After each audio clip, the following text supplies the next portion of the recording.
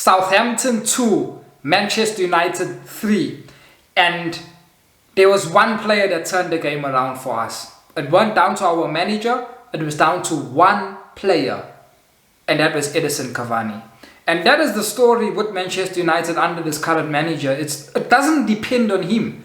It really doesn't depend on him because he doesn't have a system. He doesn't have a style of play. He just puts players out there and relies on individual brilliance. And so you see that. And so many a times when you're watching United, it's all down to individual players. Which players on that day turn up. That's what it is about. And today, Marcus Rashford did not turn up. Bruno Fernandes barely turned up. He never turned up. No, he did not. Before his goal, he did not turn up. Donny van de Beek didn't turn up. All our attacking players did not turn up. Greenwood as well. The guy that did turn up was Edinson Cavani. He came on in the second half and he changed the game for us. He gave the assist to Bruno Fernandes, which is a very good goal with Bruno. With regards to Bruno, guys, Bruno is one of the best shooters in Europe. Period. He's one of the best shooters in Europe. Whenever he shoots the ball, it's either the keeper's gonna have to pull off a worldie, it's either it hits the post or it's going in. That's how good this guy is in shooting. Or it's going so close to the net. But this guy is outstanding. He's one of the best shooters in Europe. For me, it's him. Well, obviously CR7. Obviously, CR7 and Messi are above everyone else. But I'm just talking about now the humans, because those guys are not humans. So apart from them, it's Bruno Fernandes, it's Mason Greenwood. Mason Greenwood is another one where he's shooting, okay, apart from today. But we know Mason Greenwood shooting is on a different level, and it's Gnabry. It's those three players, Bruno Fernandes, Mason Greenwood, and Gnabry at Bayern Munich. Their shooting is world class. Whenever they shoot, you always got the hope that, you know what, this is going to go in at the back of the net. That's how good they are. Bruno had a shot in the first half outside of the box, almost like a snapshot. It just whisked away from the net. Whisked away from the net. That's how good this guy is. And so whenever just like his goal that he scored, Edinson Cavani gave him the assist. And in the back of the net, I did not doubt for 1 minute that it wasn't going to hit the back of the net, because I know how Bruno is. But Bruno had a poor performance today, apart from the goal. But that's Bruno, guys. Bruno is an impact player. He decides games. And that's what's vital, that he stays on the pitch. Because he's not a number 10 that protects the ball well. He's not a very good passer of the ball either. He gives the ball away a lot, guys. Simple passes Bruno doesn't make. Simple through balls Bruno doesn't make.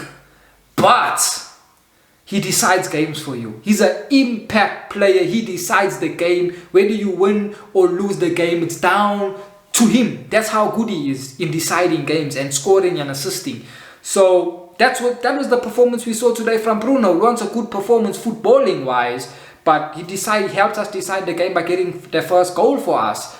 There was in the first half where he done 2 flicks, and both those flicks went to Southampton players. Both those flicks were so far away from the person he intended it to. Gave the ball away for this. I think it was for the first goal. Gave the ball away because of the flick, and then in turn they went and they scored. They got that corner, but it became because of he gave that flick away. And I'm not blaming him for the goal. I'm just showing you that he tries things, and a lot of the time the things don't come off. But the people hide behind that, and you hear the people say, "Oh, okay, oh no, it's just because Bruno he's always trying things, so he gives the ball away." Personally, I've got no problem with that. I want players to try things, and if it doesn't come off, it doesn't come off. The same with our wingers like Marcus Rashford. My biggest criticism of Rashford is he doesn't have any skill.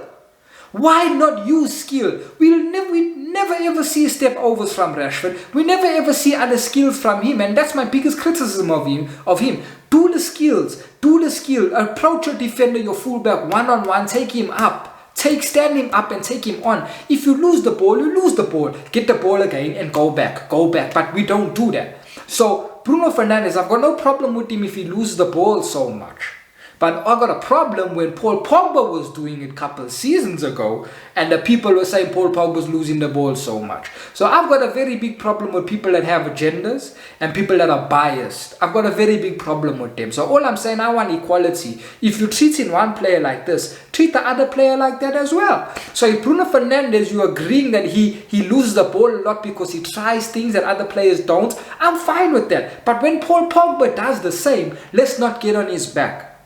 So, as I said, this game was decided by one player and one player only, and that was Edinson Cavani. He changed the game for us. He gave the assist and he got 2 goals. Now, what I will say with Edinson Cavani is, Edinson Cavani is showing us that we need an out-and-out number 9. That's what he's showing us. Edinson Cavani is not here for the long term, guys. He's a short-term solution to us. He's a short-term buy that we bought him on a short-term deal.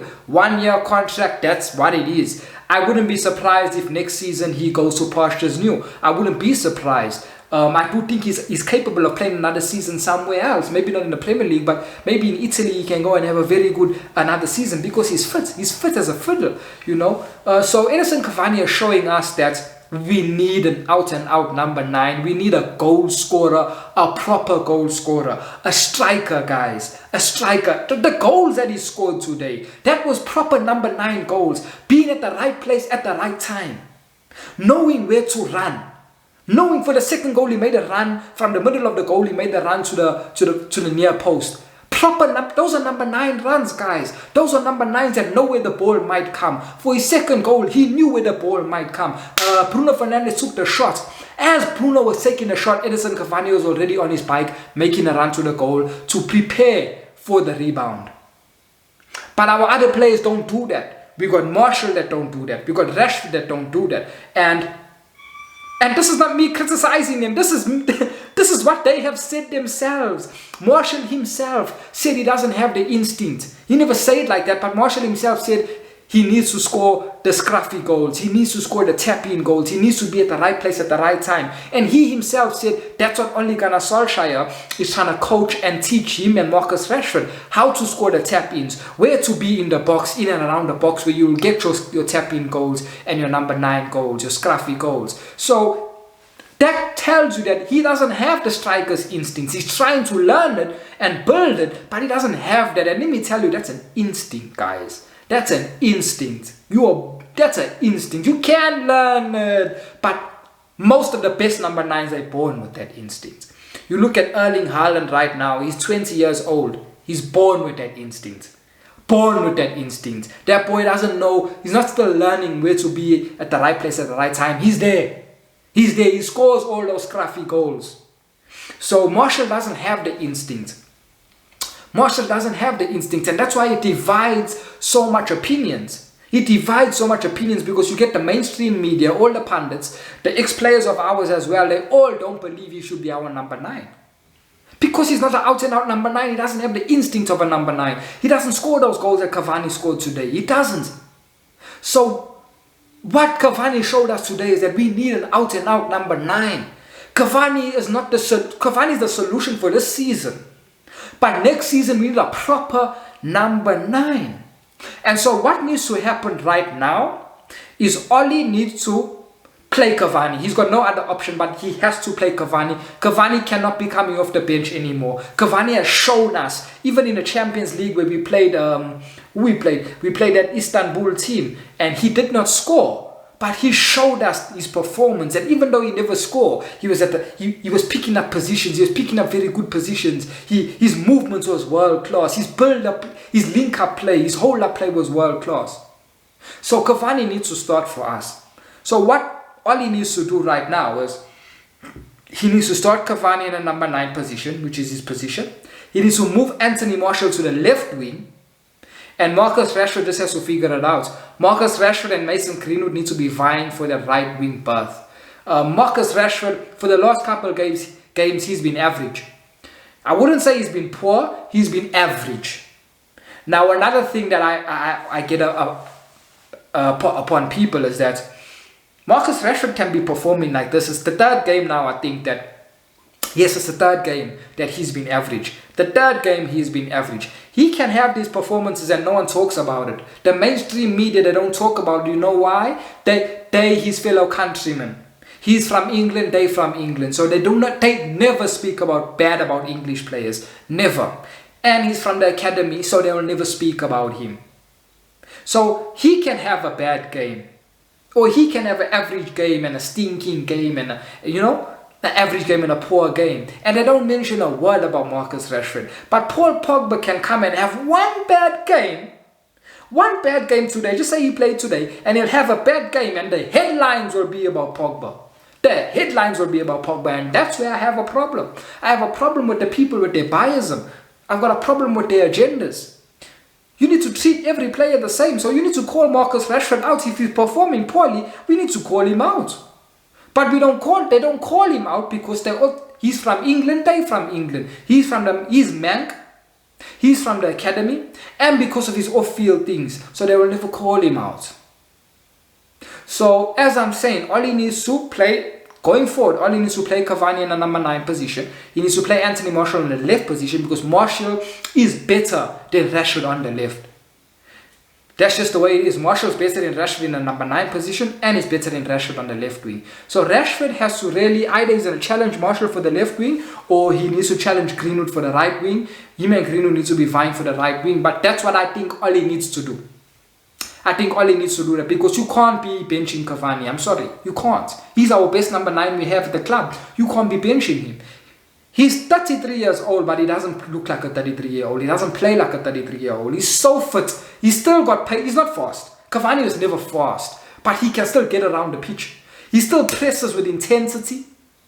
His link-up play is world-class. That's something that Martial also has. Martial's link-up play and hold-up play is world-class. Cavani's is world-class as well. Cavani's movement is world-class.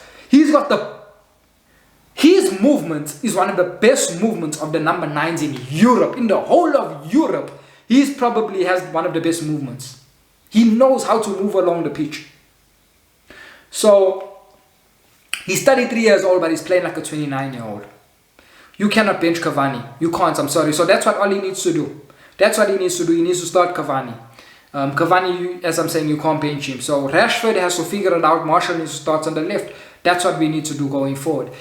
For this season. Next season, we need to look at buying a number 9. That's what we have to look at. Because Anthony Martial is not the answer for the number 9 position. He divides too many opinions.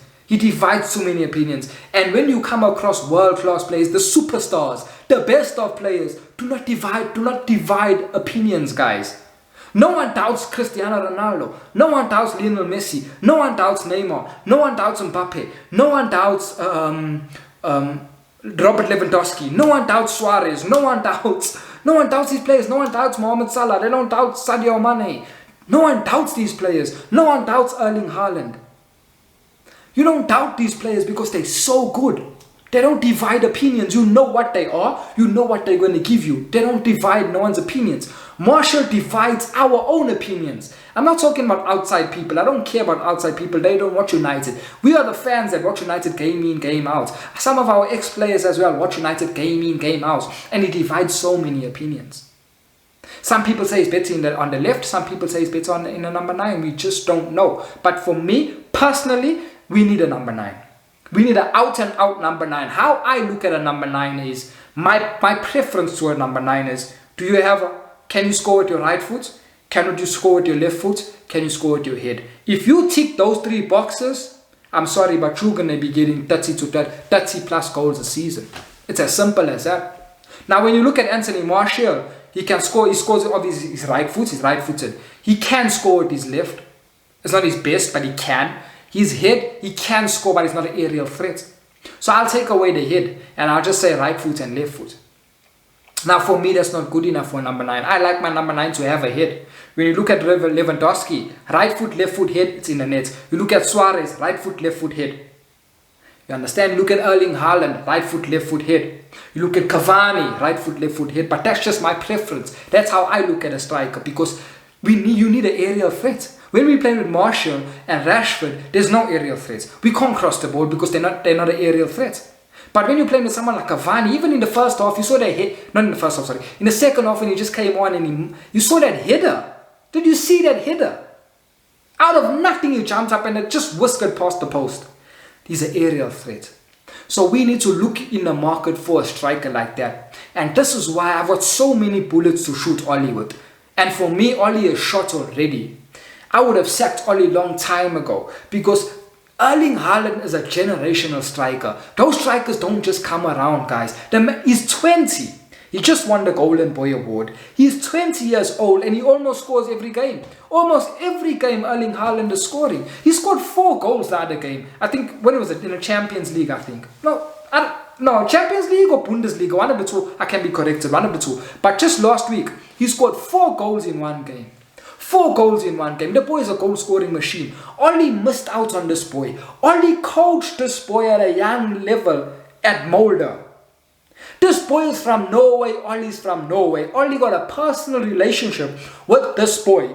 Ollie could not convince this boy of the project that he has at Manchester United. Instead, Erling Haaland chose the project at Borussia Dortmund. Ollie couldn't convince Erling Haaland that he's going to come to United and start in a number 9 position. Ollie must have told him he has to come and challenge with Martial. You can't tell Erling Haaland that. That's a generational striker. He will always score more goals than Anthony Martial. Always. That's period. That's standard. He will always score more goals than Anthony Martial and even Mason Greenwood. He will always, guys. He's showing it now. He's showing it now. Look at his numbers now. So Ollie missed out on that boy. Ollie couldn't convince him of his project. You know, many players talk about the pull of a manager and say, I came to this club because of this manager. This manager was this deciding factor. Wayne Rooney said he came to Manchester United primarily because of Sir Alex Ferguson, wanting to play under Sir Alex Ferguson. We saw Jose Mourinho when he came to United. He had a pull. He pulled Zlatan Ibrahimovic and Paul Pogba without Champions League football. He took both these players, big players. He took both of them without Champions League football. That's the pull of a manager. What pull does Ollie have when he couldn't pull Erling Haaland, a 19-year-old boy that he coached at Norway, at Molde? You couldn't get this guy. And that's one of the bullets that I shoot Ollie with. So we missed out on Erling Haaland. So now which striker do we go for, guys? Who is out there? I don't know which young striker is out there. I don't know. The only striker I know that is available and that is really good, top class, is Lautaro Martinez at Inter Milan. But Manchester City are looking at him. Barcelona are looking at him. He's not going to choose us over them. So who is available? We missed out on Erling Haaland. Anyway, that's the bullet that I shoot Ollie with. So back to the game with Southampton. Poor first half. Poor first half. People want to blame David De Gea for the goal again, the free kick goal. For me, I won't blame David De Gea. That guy, Ward-Prowse, is one of the best free kick takers in the Premier League. Up there, playing maybe top 2, maybe the best. The best free kick taker in the Premier League. He put that ball in the corner. I won't blame David De Gea. I won't blame David De Gea. That was hit with too much sauce. There was too much sauce on that ball. I won't blame David De Gea. For the first goal, you have to look at Marcus Rashford. He wasn't strong enough. And you have to look at Maguire. Maguire is our best header. He is our club captain. He is an 85 million centre-back. And in that corner that they scored, he was marking no one. No one. 85 million defender. But once again, you will never hear this from the mainstream media because he's their countryman. And he's their best defender they have in England. So they will never speak about him. But if you want honest truth, come to fan channels like mine. Come to YouTube and come to fan channels and you'll get honest truth. Uncapped honest truth. And so that was the first goal. The second goal, the free kick, I don't blame Dave. The second goal. First half was a poor first half. When we came into the game in the second half, it always takes only one goal and then, you know, you're in after that, especially with a 2-0 lead. People say 2-0 leads are very dangerous leads because once the opposition score one, they got the momentum to score the others. So that's what you saw. We got the first goal because of Cavani. He created it for Bruno. And that's what happened. And what I will also say, guys, is that the manager got his... He doesn't even have a system. The manager got his formation wrong. We got a manager at the club that doesn't even know his best formation. He doesn't know his best formation and he doesn't know his best 11. The thing that's saving this manager is the players. These players are so good. We've got world-class and top-class players. These are high-end players that decide games on their own. They are so good. They are so good like that. So he has got this array of talent that is some of the best in the world. And it's that talent that is saving this manager. It's not down to him. It's got nothing to do with him because he doesn't even have a formation. He doesn't know what's his best formation. He doesn't know what's his best 11. Look here, today we played a diamond. Other games we play 4-2-3-1. Why are we playing a diamond? Whenever we play a diamond, we play poorly. We play poorly. I think the last time we played a diamond, we lost or we drew. He goes back to a diamond, and in the first half, it was atrocious. We weren't good. We weren't good in the first half. We conceded 2 goals.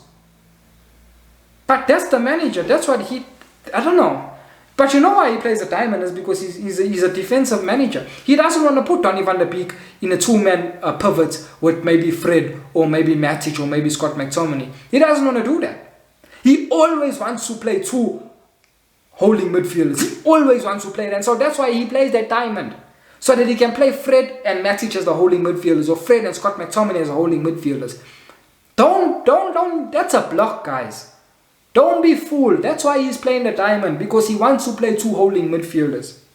He will never play 4-2-3-1 against a big team. I know we played 4-2-3-1 and we played Donny and Fred against Istanbul. Istanbul's a small team. He'll never play it against a Premier League team. He'll never play Donny and Fred or Donny and Scott or Donny whoever in a 2-man pivot midfield. He'll never do that because he's a defensive manager. So he needs to get that formation, that diamond out. It doesn't work. A diamond consists of coaching. You have to coach. It's not a formation of 4-2-3-1 where you just let the boys go there and they do what they do. A diamond needs coaching. Your fullbacks need to know when to attack, when to hold their position. Your midfielders that are out wide, they need to know where they're attacking.